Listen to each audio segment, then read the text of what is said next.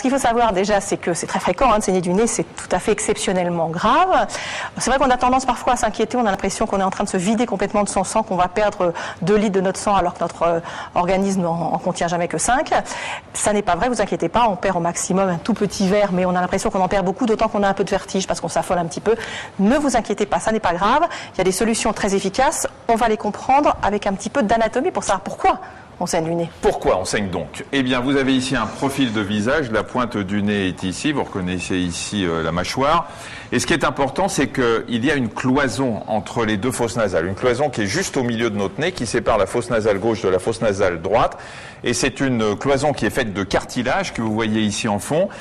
Et pourquoi on saigne? Eh bien, vous voyez ici, il y a ce qu'on appelle la tache vasculaire. C'est une partie très précise de cette cloison nasale vers laquelle confluent tous les petits vaisseaux, tous les petits capillaires qui se trouvent sur la cloison. Et comme à cet endroit-là, ces petits capillaires sont souvent un peu superficiels, ils sont un petit peu collés à la surface de la muqueuse, il suffit qu'il y ait soit une petite poussée d'hypertension, soit qu'un enfant se gratte le nez, soit quand il fait chaud, parce que vous savez, quand il fait chaud, on devient tout rouge parce que les vaisseaux se dilatent, et ben il se passe la même chose au niveau de la cloison du nez, les vaisseaux vont se dilater un petit peu et puis il peut y avoir un saignement.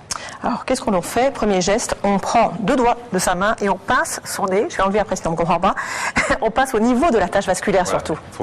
Il faut bien que le doigt, et il faut appuyer des deux côtés pour que ça appuie. Si vous appuyez que d'un côté, c'est pas possible.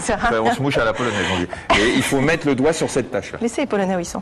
On met la tête en avant parce que si on la met en arrière, simplement le sang va couler dans l'arrière-gorge et on reste comme ça en avant. Normalement, le saignement s'arrête si on est bien au bon endroit et on appuie pendant 10 minutes. 1 minute, ça sert à rien.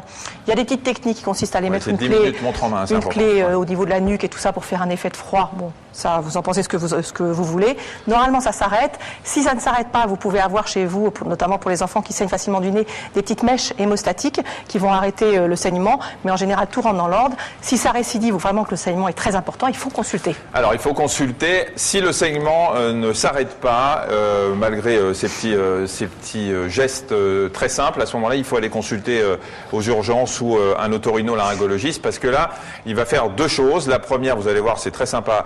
Il va enlever et il va faire moucher la dame pour qu'on lui enlève le caillot parce que le caillot qui se forme à l'intérieur est un caillot qui va entretenir le saignement. Et une fois que ce caillot est parti, eh bien, on va lui mettre, et vous allez voir aussi, une mèche, voilà, ça peut être du coton, une compresse, avec un produit particulier qu'on va mettre dans le nez, qui va appuyer sur la tache vasculaire que je vous ai montré tout à l'heure, qui va jouer le même rôle que les 2 doigts, sauf que là, ça nécessite bien sûr un spécialiste. Et puis si vraiment ça ne va pas, après il y a d'autres moyens d'arrêter ce saignement.